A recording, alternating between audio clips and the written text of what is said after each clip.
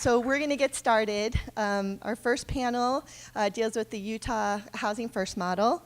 And our first panelist that I'd like to introduce is Lloyd Pendleton. He's the director of the Utah Homeless Task Force, just recently retired. And he ran the statewide coordinating committee that achieved a functional 0% chronic homelessness rate under his direction. And if you think that's an easy thing to do anywhere, I would probably say that that is not the case, because Utah is the only state that's done this with not a lot of resources. He also serves as a consultant across the country on homelessness and housing, and meets with folks all over the country. So he's, taking this model across the country, which is so wonderful. So Lloyd, do you want to come up? And star of The Daily Show. Our second panelist is Russell Flowers, who is a housing recipient and also star of The Daily Show clip. So I'm going to bring Russell up right now.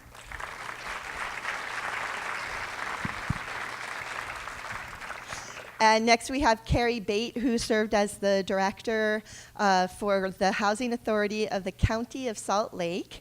And prior to that, had managed the Department of Community and Economic Development's housing programs. Carrie. And finally, we have Matt Minkovich, who is the director of the Road Home, which is the largest shelter in Salt Lake City. Come on up. Okay.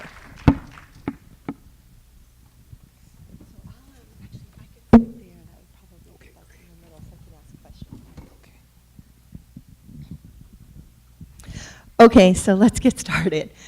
So Russell, you are a recipient of all of the hard work that's happened in Utah. So why don't you tell us your story and how you were able to connect to housing?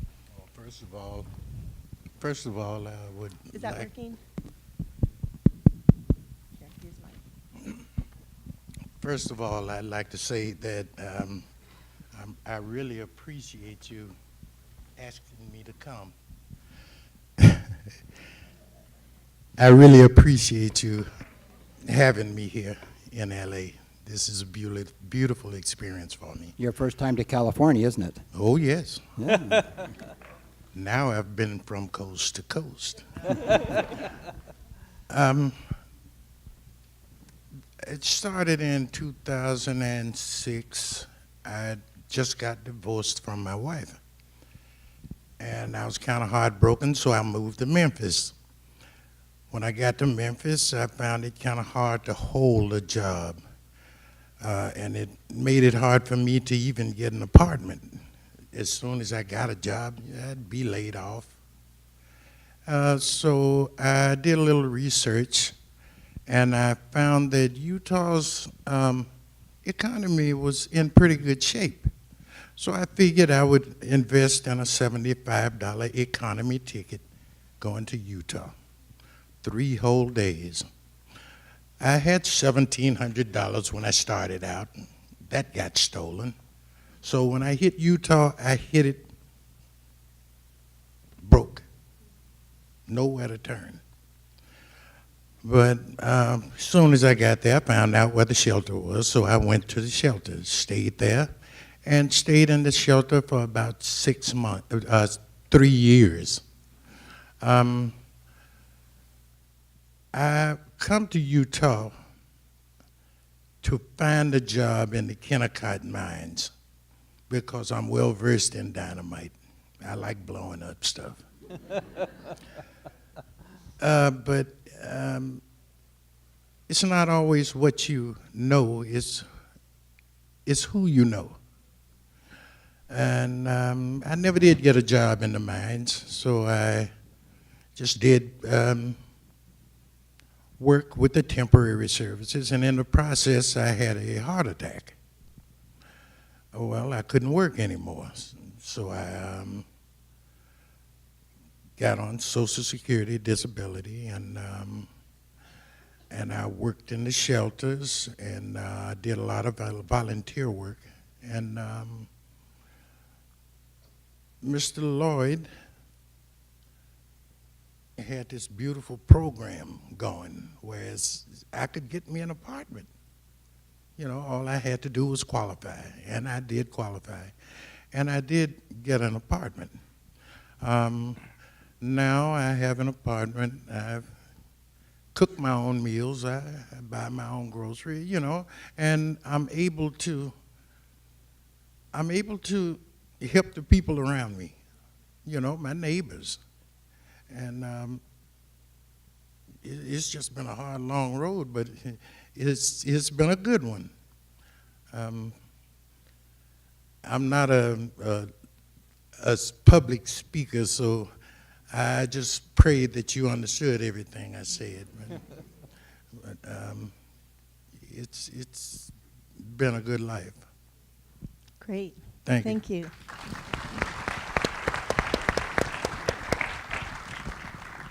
So that must feel pretty good to hear that. And we're not just talking about statistics, but real people behind all of these programs. And I think it's important that we always remember that, because I think sometimes, particularly for people who work in government, they get stuck a lot on the statistics, and we forget that we're actually talking about real people who are on the street. Okay, so let's get into the program. So Lloyd, your state, I guess, is the only one actually to achieve a functional 0% for chronic homelessness. So if you could define, just for people who don't know, what does chronic homelessness mean, and what does this program sort of look like? Glad to. A chronically homeless person is defined by HUD as an unaccompanied adult with a disabling condition that's been homeless a year or more, or 4 times in 3 years. So it's kind of the stereotypical homeless individual, and primarily male, that we're familiar with. Research found also that those individuals were very expensive. They can cost you $35,000 to $45,000 a year per person on the street in emergency room visits, police interactions, EMT runs, jail time, etc., plus time in the shelter. And that about 10% of the homeless population are chronically homeless. So it's a small segment, but a very expensive segment of the homeless population. And so the federal government began the process under the Bush administration to do a 10-year plan and to end chronic homelessness. At the same time that had been going on, there was a man in New York City, Dr. Sam Simbaris, who developed a new model called Housing First. And Housing First is that you take, Russell. Now, Russell is not drug addicted or an alcoholic individual, but a lot of these individuals are have mental health issues, drug addiction, dual diagnosis, and you take them off the street and you put them into Housing First. The old model was you had to have them treated and solve their problems before they got housing. This new model was you take them right off the street, been on the street 20 years, and you put them in housing, and then you wrap services around them. Because you really cannot deal with their underlying issues until they have some stability and they feel safe. Once that stability starts and they feel safe, then they'll start to deal with the other issues. So when we heard about this and had Sam Simbaris come out, we said, that's New York City. That won't work in Salt Lake City. New York's different, and New York thinks they have all the answers, and D.C. thinks they have all the answers, and we don't trust those people in the East. There's all that. Not that you have that out here in California, but in Utah, that's there. So we developed pilots. We said, if we're going to do this, the research said it worked, and so we developed a pilot, and we set aside $150,000, and we said we're going to take the most challenging. I was reared on a ranch, and so I chopped the wood for a wood stove and a coal stove when we didn't use coal. I learned to chop the big end of the log first. So I said, we're going to take the most challenging, difficult, chronically homeless persons we can find, and we're going to house them in a scattered site. And if we can house them while we build 100 units, our first single-site facility, we'll practice on these 20, end up being 17. Then we will learn before we deal with 100. And 22 months later, all 17 were still housed. The national average is 85% would be housed after 12 months. So we became believers. We knew that it could work in Salt Lake City and across the state of Utah. So pilots became a very important part of experimenting with new models They were low cost, low risk, but you would learn a lot with just 17. You'd learn 85% of what you would learn if you had 200. So pilots became a very important piece of that process in taking new models and best practices into our approach in the state of Utah. So that became a very key piece of our 10-year planning process. Great. So Lloyd ran the homeless task force for the state, so it was a statewide program, which is something that we don't have here, actually. Would people like to see something like that, a statewide homeless coordinating committee? I think so, too. I think it's a great idea, especially with California having Los Angeles as one of its cities and being the homeless capital of the United States. I think a statewide coordinating committee would be fantastic. So Matt and Carrie, so you guys kind of conspired to bring Lloyd into this, right? Yes. It seems to be the way the story goes. So explain the importance of that and to have really a champion sort of behind this. Well, sometimes we get great ideas and we think other people are responsible to implement them. And that's what Matt and I thought when it came to this initiative.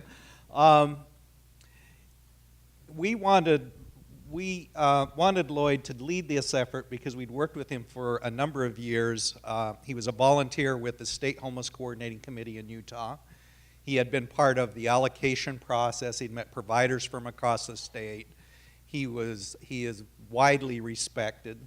He was also, and in Utah this doesn't hurt, he was an employee of the LDS Church serving in their welfare programs, and so he was able to really have a broad reach in a lot of communities. So we kind of fumbled for about the first year and a half. We were working on a plan. We weren't quite getting it together. There was no single person who was driving it. And so we asked Lloyd at one of our planning meetings if possibly he would be interested in being the lead. And he said that if the governor of Utah would write a letter to Gordon B. Hinckley, the president of the LDS Church, and am I supposed to tell this, Lloyd? That's fine. It's no It's secret. being recorded. It's okay. And asked that Lloyd be put on loan to the state of Utah, that probably could be considered.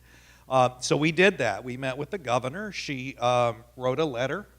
And Lloyd was assigned in 2005 to lead this project. And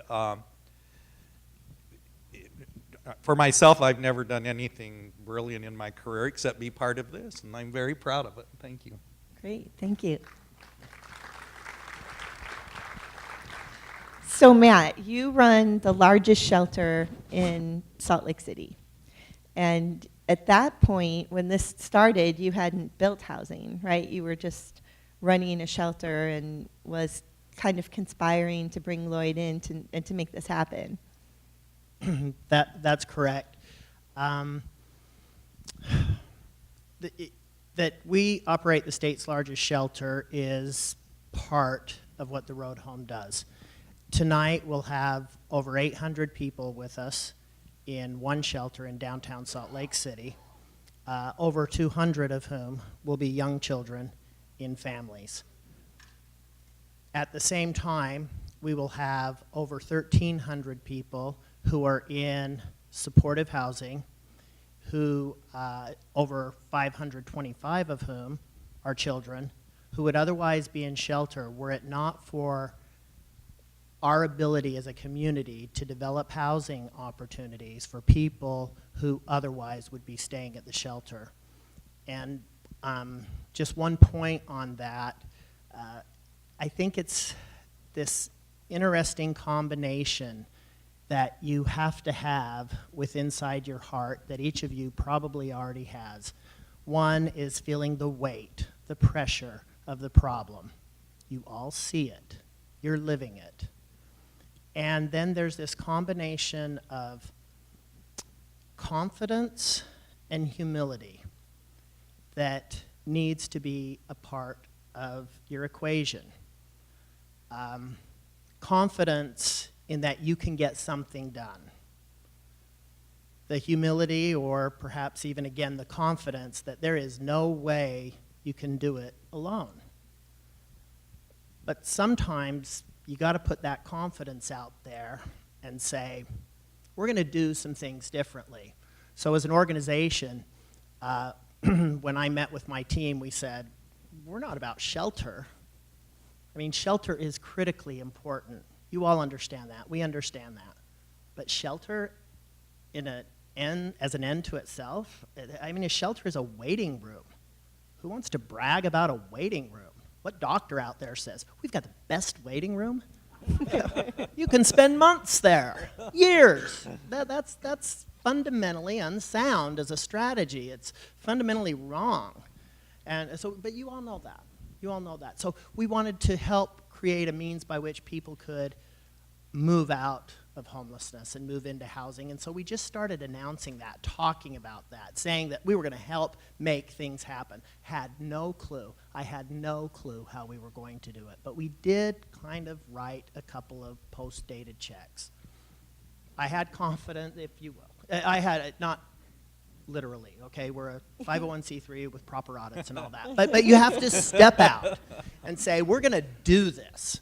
I haven't a clue, but we're going to do this, and I know that we can do this. I have confidence that we can do this because I know that we can't do it alone, and I know that there are remarkable people around us in this community that will help us to see how much sense this makes and that we can do it. I mean, we're here from Utah talking to you in LA. How ridiculous is that on its face? I don't mean to diss Utah in any way, shape, or form, but when I come here and I sit with the groups with whom I've had the privilege to visit, there is such a wealth of competence, an endless wellspring of compassion, an acute awareness of these problems that are vexing you, and the intense pressure for you to do something. You're all feeling it. You have a formula for success right there.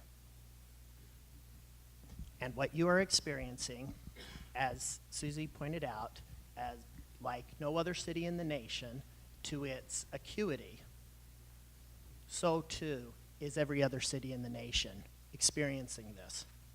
People are on the streets. People are desperate. Shelters are crowded. Housing is limited. Prices for land are going up. Housing's being developed but not reaching the target audience. All those things are happening all over America. And you're going to be part of the change. I know that. I know that. I have confidence in that. I simply don't know how you're going to do it, but you're already in the process of doing so. One thing that we did, and I'll close, is that we borrowed from everyone. Samson Barris in New York. We looked at what Hennepin County was doing in Minnesota as it related to family homelessness. We looked at what Ohio was doing. We looked at Seattle. We looked at Portland, Oregon. Now we're looking at Portland, Maine. They're doing some neat things there. So, and not any of them were completely dovetailing into the Salt Lake City, Utah model. But, you know, there were a few things that were, and so you stitch it together, not unlike a quilt. And you'll find your own quilt. You're stitching it together right now. You've done some remarkable things down here already. You have a long way to go. I don't need to remind you of that. But you're in the thick of it right now. Do not lose sight of the destination. I'll close with that. Thanks. Okay.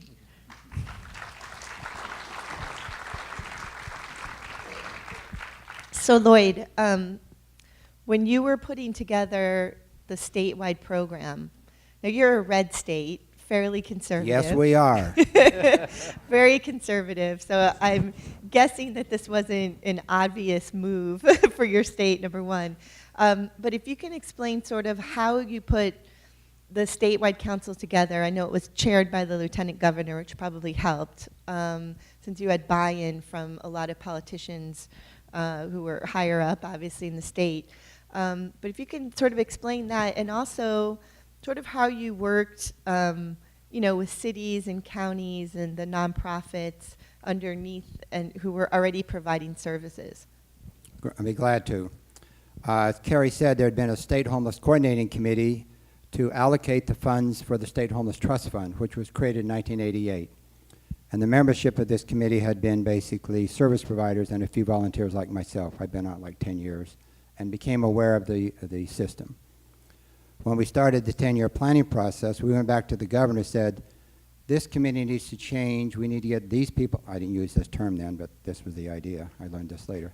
those people off the bus onto a different bus, subcommittees, and we need the Lieutenant Governor to chair this committee and cabinet level people sitting on this committee, plus businesses, the continuum of care representatives, and philanthropic and faith-based organizations. So she made that happen. She sent out an email and made that happen. Later, we put that into legislation that the Lieutenant Governor chairs this committee, and these are the department heads that need to be on that committee and the other representation. So, and we're on our 4th Lieutenant Governor, and they've been involved. The current governor chaired it for 6 years. Well, John Huntsman was our governor. And so we have baked that into our culture. That's just the way it is. But we also realize when you get a new lieutenant governor or a new mayor, you need to go educate them very quickly. Here's something, even during the campaign period. Here is the system. Here's what we do. Here's your responsibility. So it's a continual educational process. You don't just set it up and then not nurture it.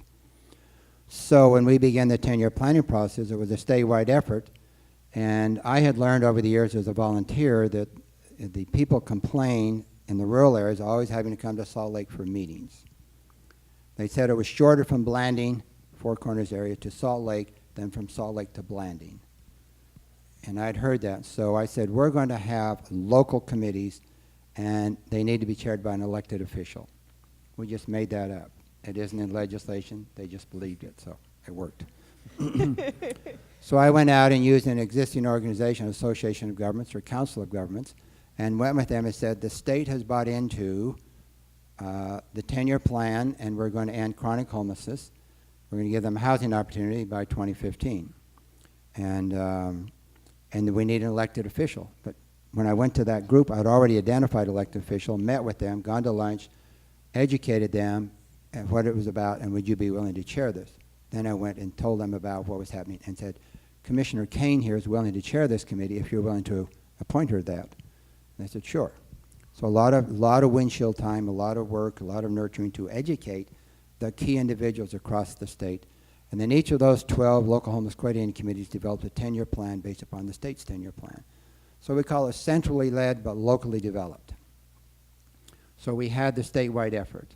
And every year, and we have a homeless summit, a statewide homeless summit, and the reason it's held in October, because when we started this, we had 2 Democrat and Republican running, and the governor did not make it out of convention. So we went to the lieutenant governor and said, when you become elected, you know, this is one of your responsibilities, chairing this committee. And they went to the other and said, when you become elected, you're responsible to chair this committee. And by the way, we're going to have a homeless committee here, a conference meeting in about 2 months. We're going to have 350 people there. And we want you to come and speak as part of your campaigning process. And so they came and stood up there and each gave 10-minute talks, and then there's Q&A. So they had made a commitment as part of the campaign process of what they would do. So we got them to buy in the natural flow of the process.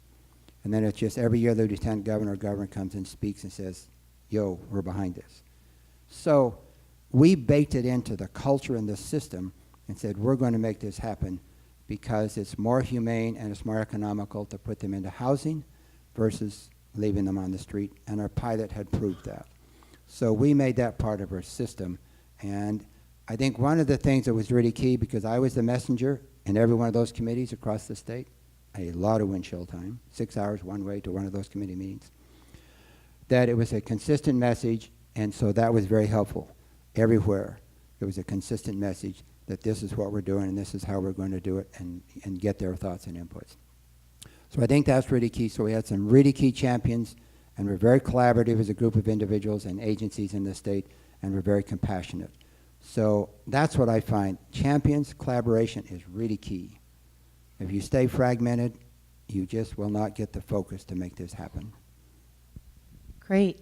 So who are our champions here tonight? We've got Holly Mitchell in the Senate, Ben Allen, Adrien Nazarian, our city council members here, Mike Bonin, Gil Cedillo, David Rue.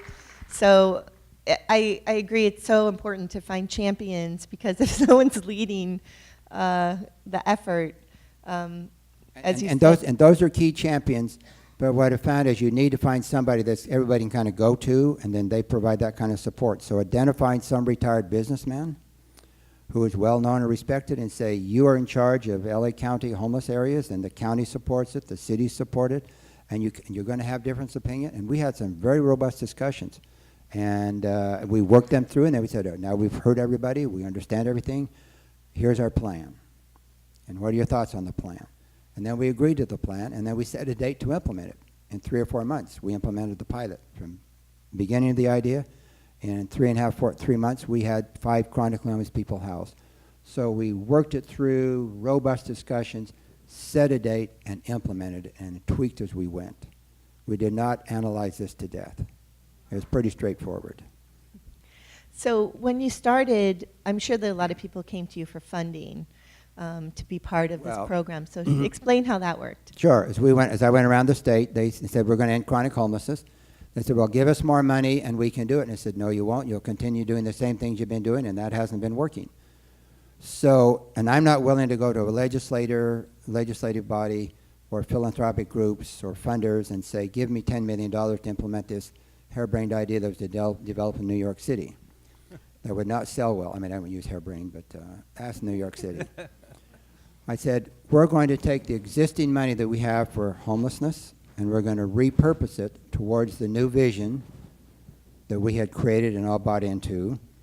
And when we have that realigned and we're getting the results that we want and we agreed to, then we will go to the legislators and the philanthropic organizations and say, all right, we do need more money, and when you invest $1 million, here's what we will deliver for you, because we've been proven the last 2 or 3 years.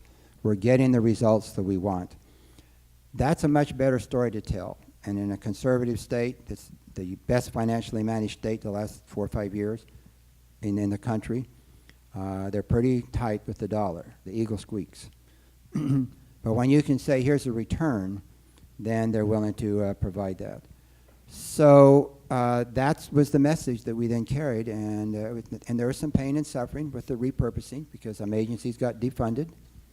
Those that weren't performing well got defunded if they didn't straighten out or become more effective. And so it was a process, and it was a painful process and some tough decisions, but we were committed to making this happen. So, and there'll never be enough money to solve every problem that anybody can dream up. It's prioritizing that to get your best results with that which you see. And so we made that commitment, and so it happened. Great. That's the model.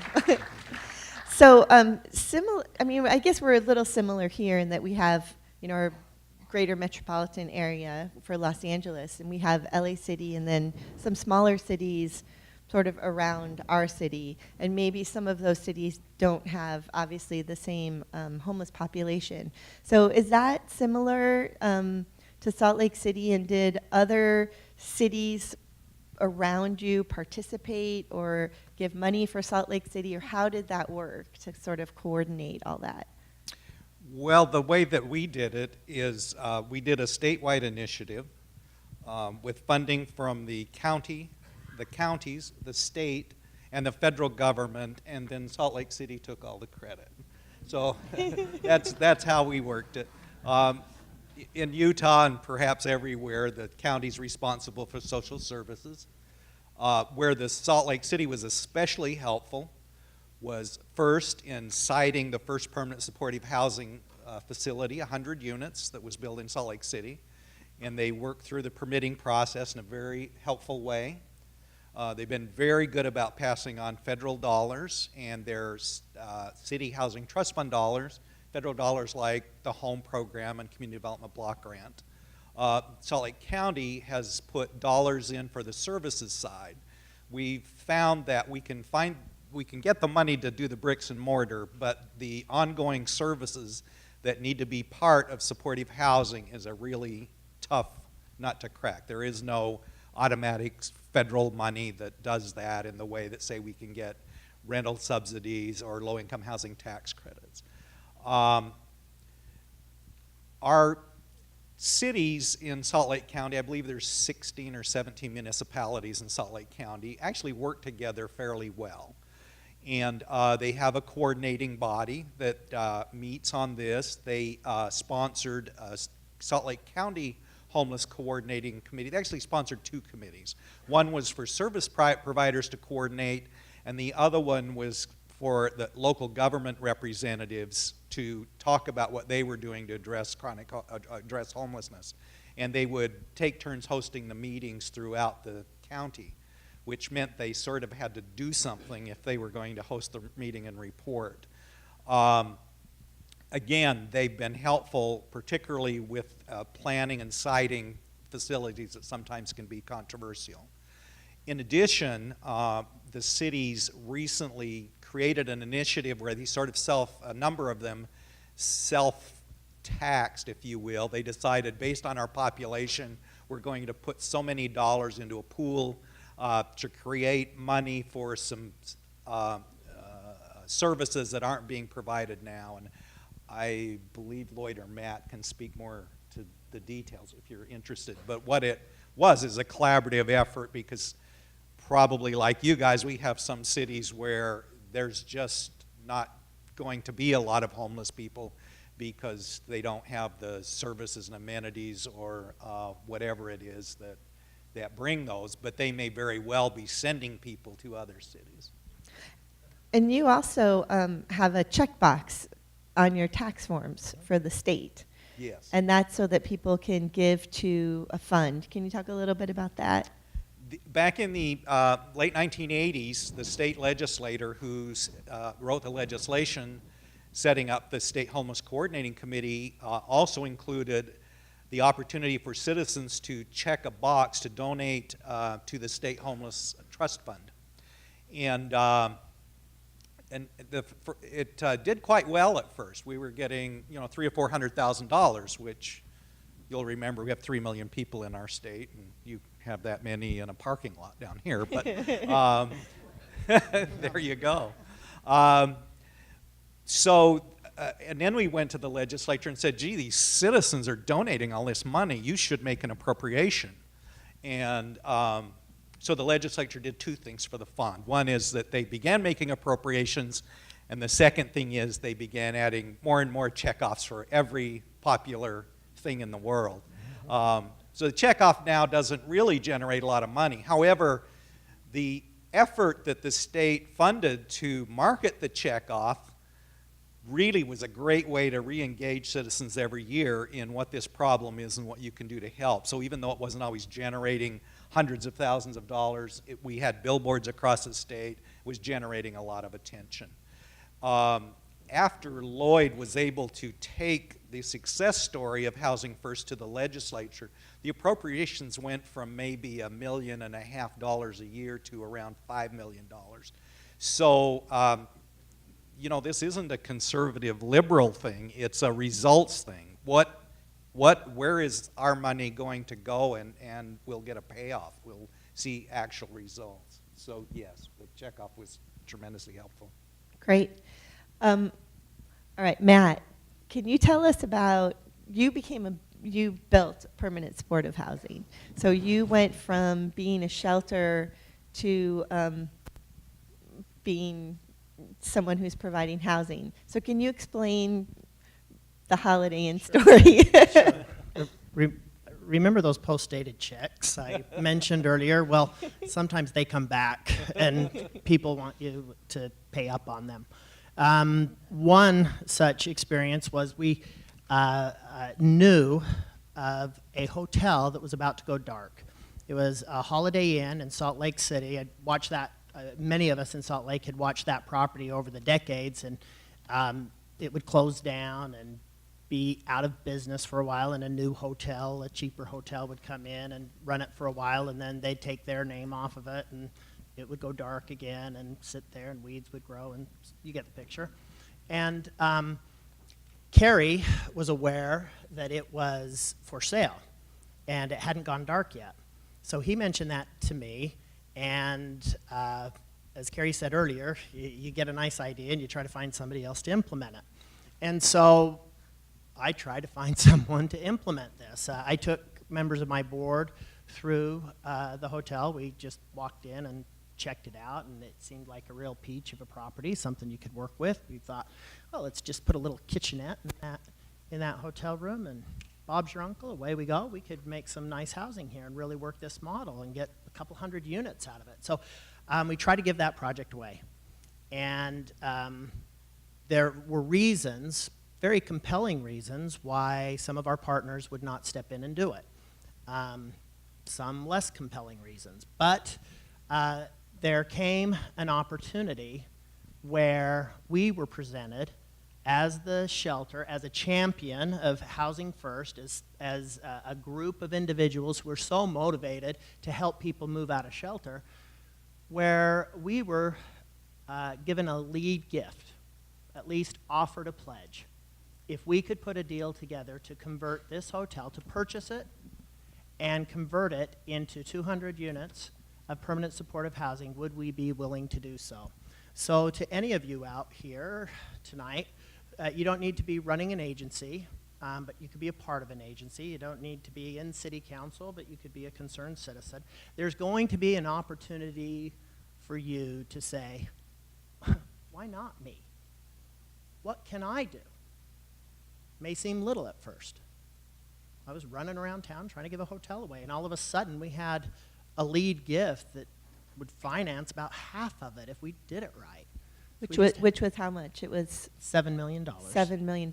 And we had to find another $7 million and put this thing together. And onward and upward we went. And we found ourselves becoming a housing developer. We did not have that core capability within our organization.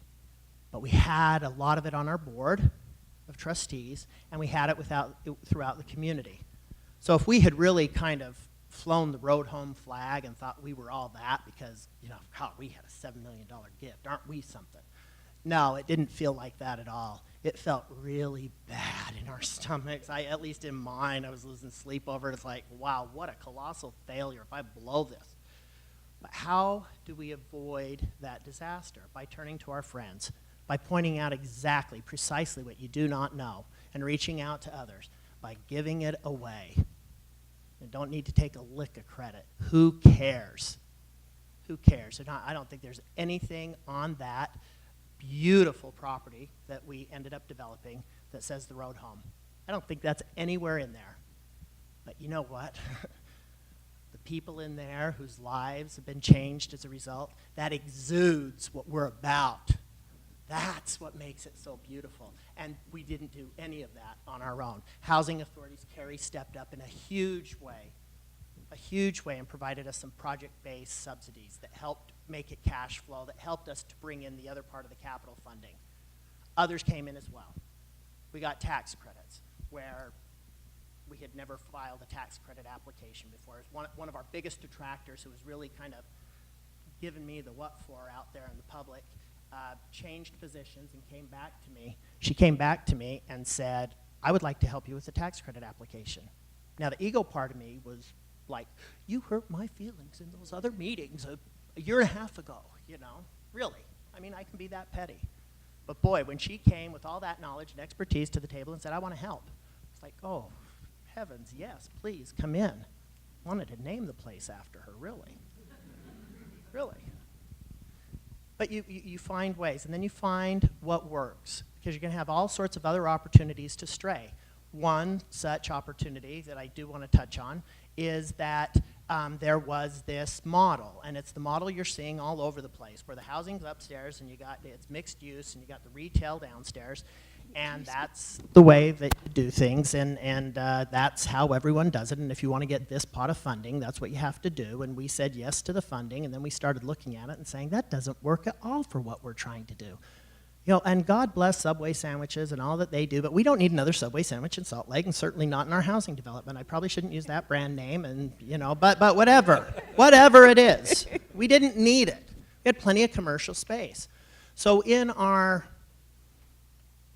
the process of working through this and sitting down and talking to each other, and knowing that we were going to be bringing 50 families in here with high needs, what do we need?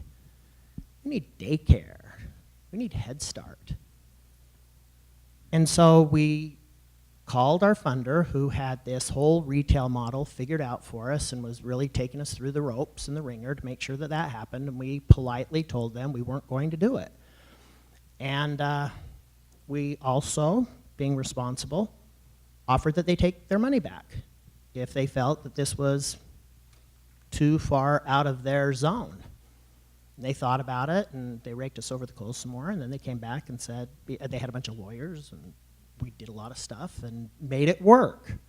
But what was so beautiful about that is we reached out to Head Start, and we said, hey, we'll build it for you. And we have one of my dear friends heads up Head Start. She says, I have no money for the programming. But okay, we can try it. Because if we can demonstrate some results, I bet the funding will follow. Find those champions in your community that are willing to put their necks on the line. And we built it for them, and it was beautiful. We had to tear down things. We had already had it all framed in. There was some waste there. If we'd only thought of it sooner, we could have avoided some of the framing that had gone on. Had we talked to the funder sooner? So there are all sorts of mistakes. You make them. So better make them. Go ahead and make them. Do something, for God's sakes. Do something. And now to see it. I've got to just tell you one more thing. 43 years old, my friend Marie, I'd known her since she was 23. She's on the streets between Ogden and Salt Lake. Heroin, meth, she'd used it all. Heart of gold, beautiful. At 43, she found out she was pregnant, and she'd already lost one child, and she was talking to me. And we were just on the streets of Salt Lake City visiting. And she said, oh, Matt, I'm 43. I'm too old to have a baby. I said, Marie, my mom was 43 when she had me. And I was 43 when we had my Amelia. It ain't too old, or I'm too old, or my mom was too old. That's okay. You're going to do just fine. I already lost one child to DCF, to Family Services. Yeah, but you're not going to lose this one, because you know how painful it is. You'll never, never have that happen to you again. So it's nice to give someone a pep talk. But Marie, we have a place for her to live. We have Head Start that intervenes and provides her support for her child as early as 6 weeks old. He's a kindergartner now. She's been clean the whole time. He's a beautiful little boy. I don't know how that story is going to play out, but right there, that's like putting a stick in the spokes of intergenerational poverty and homelessness and seeing it play out with human beings. If we did nothing else in our lives in Salt Lake City, I would count that as a huge victory, and I mean that. And we've done so much more, and so have you already. Celebrate your victories. Celebrate your victories. Color outside of the lines a little bit. Don't get in trouble, but color outside of the lines a little bit. And ask yourself, why not me? Why can't we do this? Find your space, operate within it, work with others, and beautiful things will happen. There are as many agencies that walk down the halls of Palmer Court, which is our development down there, and feel as much pride as I do. And they should, for all that they're doing. So Matt, how many units was that? So how many units did you create? It's 201 units of permanent 201 supportive units. housing, 50 of which are for families experiencing chronic homelessness with Head Start on site. We have mental health services that we partner with, provided on site, substance abuse treatment, of course, provided on site. So those things are there. And then we took our best case managers from the shelter, and we moved them all over to Palmer Court. Actually, that sounds like, well, they all moved over. They wanted to go. They jumped at the opportunity. And so we have good master's level case managers over there doing some great work. And they're just there every day helping people work through things, because everyone needs a hand sometimes. Russell said it right. I know I have. I know everyone has. And So- it just works. So there were some concerns about moving 201 people directly from a homeless shelter into a building, right? All in one place, and you had a few concerns about that. So what was your answer to that?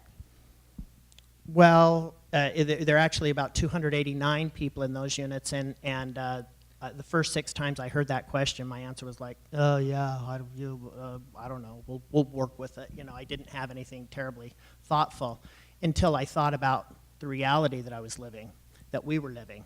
We have 80,000 square feet at our downtown shelter. We have 800 to even 900 people in there on some nights.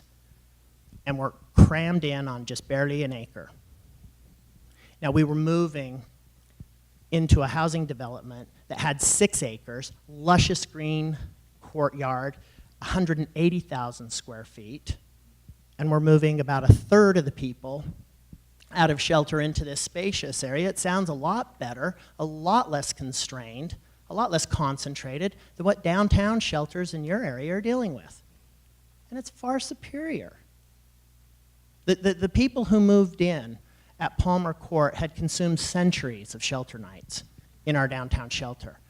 And by vacating those beds and moving into something better, something more humane, something for which they were proud to be a part of, it created space in the downtown shelter. So that very winter, when we had our busiest winter on record, we'd never served more men than we had that winter, we had empty beds in the downtown shelter during the peak of winter, peak season.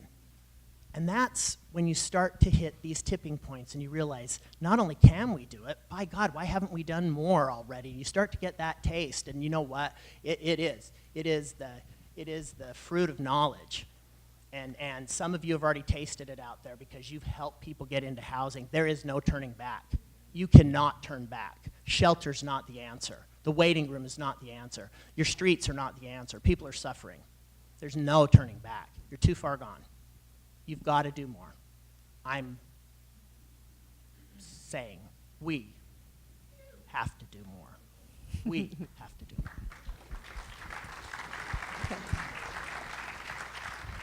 So Lloyd, Yes. did Utah have any more resources than any other state? We had millions and millions and millions of dollars flow into the state. No, we didn't. I like to do a little analysis, and the federal money comes out through the Continuum of Care for homeless. We get $8 million, and I divide that by their state population. That's $2.88 per capita. I took your donation, your HUD Continuum of Care. You get $307 million. I divided that by your 38,800,000 people. You have you have $7.88 per capita, and LA County has $10.55, I think, per capita. You have 3 times the amount of money coming from federal dollars than we did. Our homeless population is the same as your homeless population. You just have a few more, quite a few more. So, right, we didn't have any more resources. We just repurposed them. Now, we did get some additional money through the legislature and the State Homeless Coordinating Committee as we proved that it was working. We do get donations, but when they see things are working, then they will come in. So, yes, we did not have a big influx of money. We just repurposed existing money, made it work more effectively, more efficiently, and were able to achieve the results that we were able to achieve. And you can do it.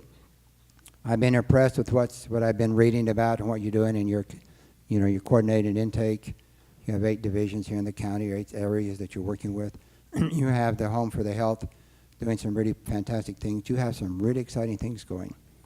The only thing I see that's to me is missing right now is that champion that's going to step up and kind of pull all us together and make that happen. But it can be done. I mean, it can be done. And if you think you can do it, if you think you can't do it, you're right either way. So we're just suggesting the mind shift, the paradigm shift, that yes, we can do it. And as you begin, it only takes 10% of the committed population to bring about a major change. And when you get to 40%, then the tipping point occurs. So you're the 10%. You're going to get out there with a consistent message, and so it can be done. And you begin to identify more and more champions. You educate them. You get them to buy into the idea. You have some key senators here and some legislators, some city council. You need to get information so you can then share the story. You can use us. We're willing to come back and to share because it can be done. If it can be done in Utah, it can be done anywhere. So one of the great things about Utah, since you've reached a functional 0% on chronic homelessness, is that we get a lot of statistics that we don't get anywhere else in the country. So I'm wondering, like a lot of the arguments that people make is just that, people don't want housing, they won't come in off the street, they won't go for services. So what percentage of the population did you encounter who wouldn't come in off the streets? Well, we don't know what that percentage is, and yes, you can go out and you can offer housing to a chronically homeless person. Say, you got to come into this dry housing situation. You have to be clean, dry, and sober. And what is he or she going to say? No, I'm not going to do that. Then you can go away and say, well, look, we gave them a housing opportunity, and those people didn't turn it down, so therefore, why should we help anymore? No, we have to make some pretty major shifts in how we offer that housing. So housing first is you come in, you can continue to drink and use drugs, and there's a low barrier housing. Just like you can drink and use drugs in your house. As long as you don't disturb me as your neighbor, I don't care. If you start selling drugs, yeah, I'll call the police on you. So it's a low barrier housing, so we have to adjust what we offer that's meaningful and relevant to them, and Housing First is the model that works for that chronic homeless population. And so we have to be careful of how we go out and do what we do. Look at ourselves. We had to change our thinking process, our service delivery process. We had to make a lot of changes. Even offering them jobs, we learned that we needed to give them jobs on site. We needed to change how we offer the jobs, because many times you're thinking full-time job, benefits. That's not going to work for 97% of that population. So we have to make changes, and we've learned a lot. And so don't think that just because you went out and gave an offer of service that you did your job. No, take a look at how you offered that service. So we know that there will be a few who will be housing resistant. And I heard the story about the one guy in Houston. They went out every day and offered him housing. On the 763rd offer, he said, okay, I'll come in. So we don't give up. And it may take a while, but they will see that we care. And their buddies have been moving into housing. They've been into their units. They've seen them. So you're beginning to build success. That's what it's about. We need to look at how we deliver our services. Extremely important. So, yeah, there's mental health issues, and there will be a functional zero. We don't know what that is. It may be 1% of the homeless population, and we hope to find that relatively soon. But as a community, we're committing to give them a housing opportunity. So as soon as we identify a chronically homeless person, a homeless veteran, a homeless family, a homeless youth, that they will have a meaningful housing opportunity, and their homelessness will be short-lived, no longer than 30 days, and they can move into something more stable. That's the system we're putting in place and pretty well have in place. Segment the market, identify the resources, and get them access to it. So that's what a community can do. So that's where we're about, and we're almost there. So you have, we're going to end on this question, but you have people, obviously you guys have gotten a lot of press, and I think all eyes are kind of on Utah now. So do you have a lot of cities and states coming to Utah to look at what you're doing? Yes, we do. We had a plane load fly in from Arizona. They flew in the morning, and 34 people, and they now say we measure our homeless service delivery before the Utah visit, after the Utah visit. We had Columbia, South Carolina come in with a whole group. We spent 2 days. We have 50 people come in from Orlando, Florida at the end of October, including the mayor of Orlando County. I have a reporter coming in from Honolulu Monday, Tuesday, giving him a tour. Had a reporter down from Seattle, did a big article last week. They're coming to see, so a newspaper coming as well as people, and then a lot of small groups. So Holly's coming to Utah. Yes. Yay. And Holly's going to bring Ben Allen. Holly's going to bring other legislators, city Adrien. council, and she's going to Mike. come in, and we're going to take a look, and we'll match you up with your counterparts, the legislators, the mayor, the governor, lieutenant governor, whatever, because going and seeing and feeling and smelling is much better than having a bunch of us sit up here and just pontificate at you. That can be fine, and that can give you ideas. But coming and seeing and say, yes, it can be done, and you getting that conversion, as it were, that commitment. So we have a lot that come in, and we went to a lot of other places when it started. So we're in this together. We really are. So we're glad to share. And Matt will give you a tour of the homeless shelter and take a look at how they do things. So, yes, you're welcome. So would people like to see a delegation from California go up to Utah? Yeah, I think that would be a great idea. Gil Cedillo, David Rue, we're calling on you guys. All right, great. Well, I just want to thank the panel for everyone for coming out from Utah. I mean, this has been fantastic. Yesterday we met with the LA Times editorial board, and Lloyd was interviewed on Warren Only show for KCRW, and we were able to see some of the programs and how they're working here, which are also pretty inspiring. So thank you so much, and we're going to move on to the next part of the program. Thanks. Thank you.